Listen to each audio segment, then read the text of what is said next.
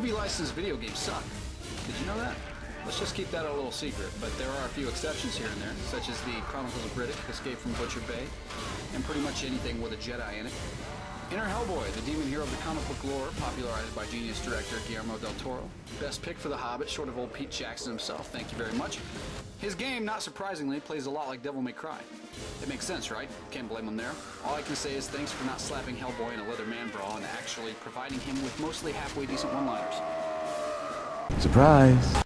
Ron Perlman returns to provide his gravelly voice to the titular Red Monkey, which is great since nobody could even hold a candle to him. I know. I bitched about his vocal portrayal of Conan in my review of the Sumerian's next-gen debut, but that's nothing against Perlman himself, who is badass. He just isn't Conan. But Hellboy? Oh yeah, he owns that as much as Bruce Campbell owns Ash, or Kurt Russell owns Snake Plissken, or Jack Burton, or R.J. McCready. Okay, Kurt Russell just owns, period. We're moving on. So, to make a long story short, one of the game's best features is having Perlman aboard to voice his iconic character. But unfortunately, this is not one of those great film-to-game interpretations.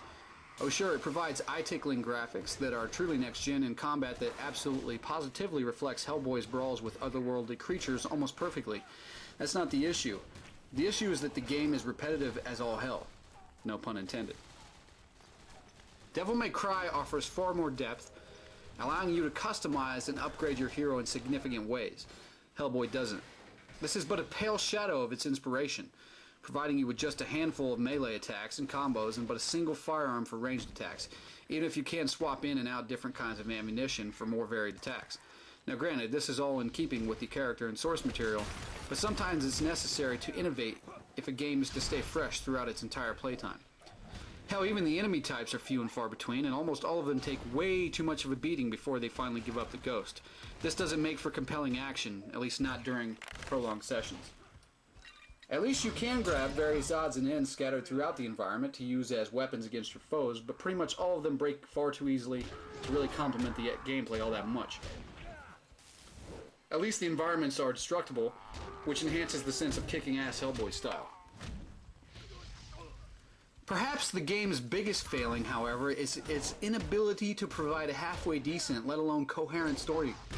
Despite a plot that shifts between different time periods and various world locales, it basically amounts to Hellboy versus a crazy undead Nazi who is plotting global domination by unearthing a giant H.P. Lovecraft-inspired being.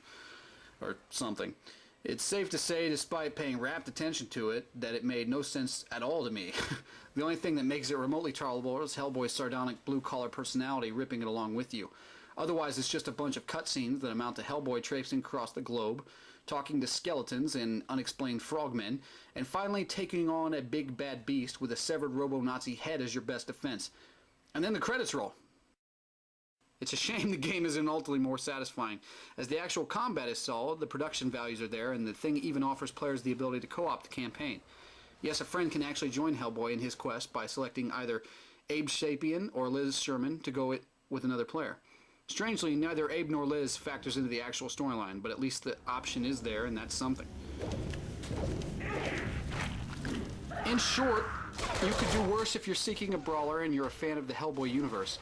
But then again, you could also play the new Devil May Cry. This one isn't offensive insofar as movies to video games go, but it's a real disappointment, as one cannot help but suspect that it was rushed to coincide with the release of Hellboy 2, and could have been a much better game had that not been the case. Yes, I'm aware I said Abe Sapien, okay? My bad. An H slipped in. What do you want me to do?